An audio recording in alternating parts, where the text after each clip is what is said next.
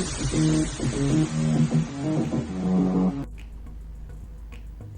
everybody, welcome back to Conquest of Aya, and I'm really excited to record this video because I'm going to go over my community's last event at Titan Games and Hobbies in Maryland, where we had 8 players come out for a Conquest 2.0 event, our first 2.0 tournament of the year. And we had a great showing. 8 players was perfect for, just our second event at the store. Everybody was very excited. We had a lot of returning players, and one of my buddies came out. He used my Spires, and I think we got a convert over from 40k, which is really cool. We had all the factions represented there, except for Nords, I believe, and city-states, obviously. But there were 2 Old Dominion, there was 1 Wadroon, I played 100 Kingdoms, 2 Spires, and 2 Dwaycombe.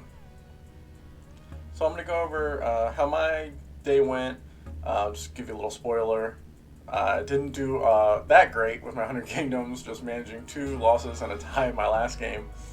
But I learned a ton and had a great time against all my opponents. The event was actually won by a Spires player who was playing, I think, a couple units of Avatara and Force-Grown Drones, along with the High Clone that goes in a unit of Vanguard with shooting, which is just really, really gross. I actually played that combo in my second game against my buddy. We got paired up against each other, and my Spires, but hit the Spires he was playing that day. He had the same combo in there. That unit just shoots so much. And I played actually last night the Dwaycombe player, who did really well at the event as well. I think he came in second, and he just shot me off the table with his guys with the shoulder-mounted cannons. I'm blanking on their name right now, and the little Drake with the bigger shoulder-mounted cannons. And I just asked him, how did that Spires player beat you? This seems like if I get close to you, I get just blasted off the table. My defense didn't matter with all the armor-piercing shots that he had, along with, the 2 sorcerers that he had throwing fireballs and flame balls at me. And he basically just said, and which is why I love this game, and why I think this game is so awesome to play in tournament environments and competitive environments, is he was just outmaneuvered during the mission by the Spires player, who was able to get on the mission where it was the center objective and just sacrifice Spires bodies basically the entire game. And his Dwaycombe were just too slow, and while they were killing enough, they just didn't get on that center objective to score the points that they needed, which was really cool. So yeah, Spires won the event, which was interesting, but Dwaycombe seemed very, very strong in 2.0. So I'll go over some of my games, and then I'll put up the slideshow of some pictures from the event. There were some really beautifully painted armies there. Actually, the best painted went to the Wadroon player with the Apex Predators you can see there. A lot of it's contrast, he was telling me, and it looks so good on the table. With the basing, it looks really good, and all the colors just pop with that, jungle type theme for the Wadroon. So my first game I actually played into Dwaycombe, not the super gunline Dwaycombe list, but still a really, really tough one. And I had in my list, if you actually look down in the comments, you can click on it. I wrote an article for Frontline Gaming going over my list, and it'll be listed there if you have any questions, want to take a look at it. Probably not the best one to copy since I didn't do super well, but there are some good ideas on the list I'm definitely going to keep. So I had some Hunter Cadre in there, and I'll talk about those because they were kind of my MVP in my first game, even though I lost. And I know a lot of 100 Kingdoms players are really high on Longbowmen right now, and actually I'm going to switch in some Longbowmen and see how they do. But the Hunter Cadre just performed so well against the Dwaycombe with their Evasion 2 and putting them in a forest, so they were getting the Obscured rule for the half shots into them. That Evasion 2 kept them alive, and the Fiend Hunter really, really paid off. Not so much against the Dwaycombe, but later in the day it did. But what was really cool about them is using them with the Imperial Officer's Vanguard Supremacy ability to letting them move 18 inches up onto the board so they can get up into those woods that'll be on your table to get protected, or maybe hide in places out of line of sight, and then get those early shots. In my first game, they were getting shots on the Fireforged. I remember the unit's name with the shoulder-mounted cannons.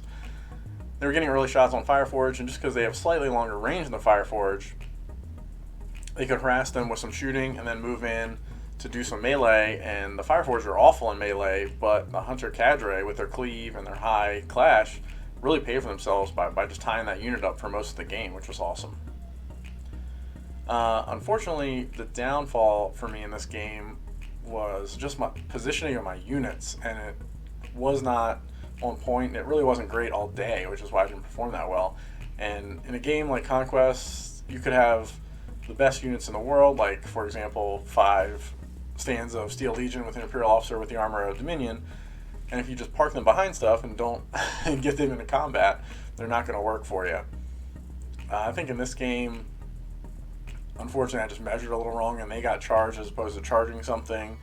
And things like Dragon Slayer is really messing up. And even with the armor of Dominion, not all the stands are going to be touching the Imperial Officer if they get the charge off right, which he did. And they just get chopped through.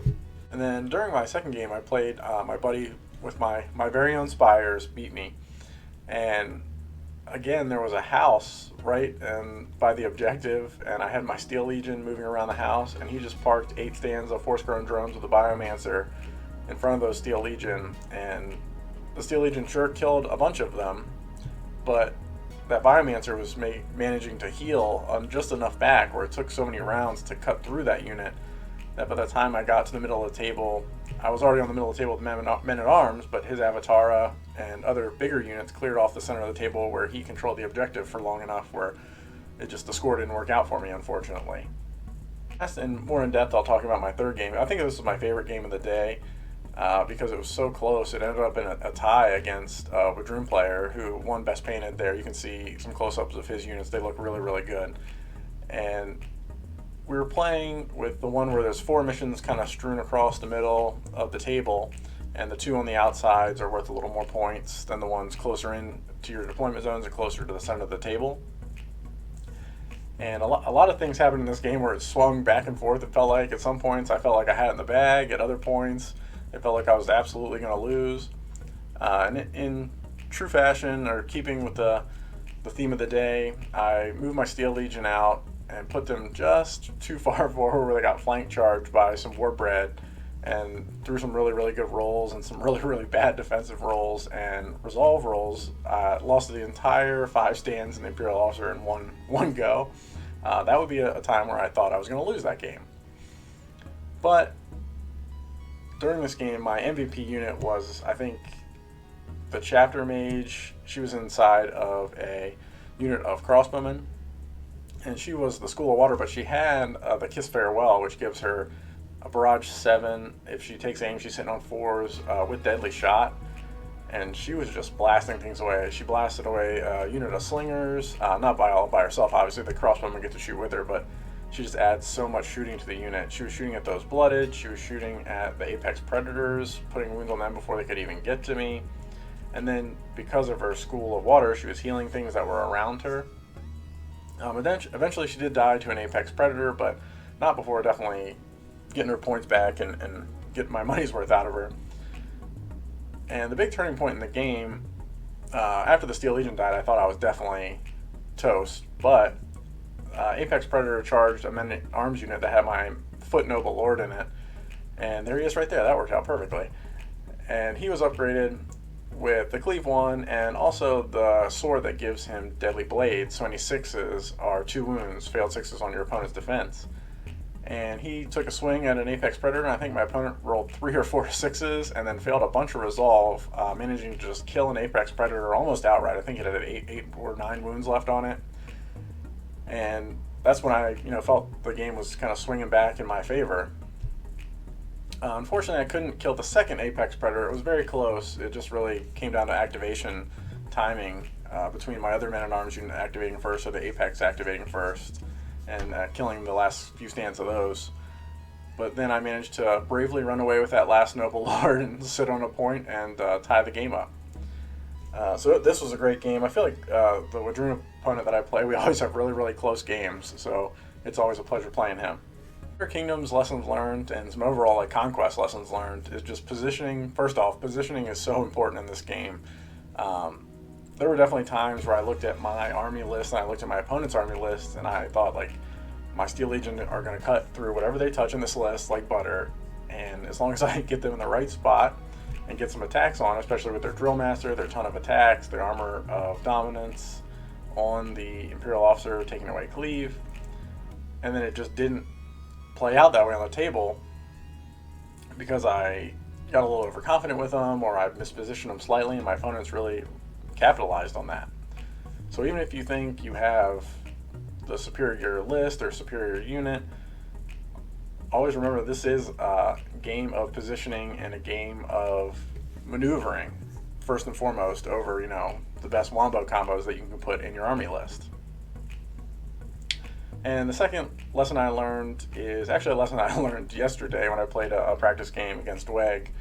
I took out my chapter mage because some of the healing, her healing is very good, but I looked at the Theist Priest and I thought, man, Bless would be cool to go on my list. Like, I really want, he gets all those spells as opposed to just the chapter mage. Just really, she just heals in my list, and she does give one unit like semi-obscure basically.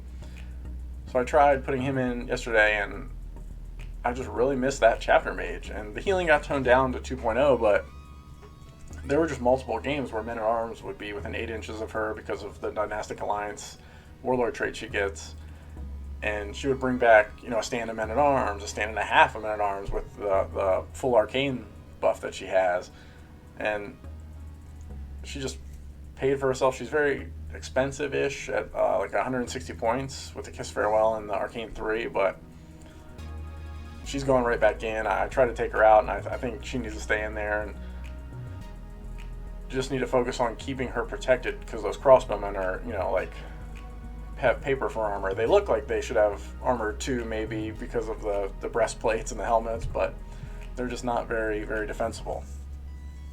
But again, positioning is so important, keeping her protected while she can cast her spells. And last I learned from a 100 Kingdoms perspective is those Household Knights, they're just not what they were before in 1.5, unfortunately.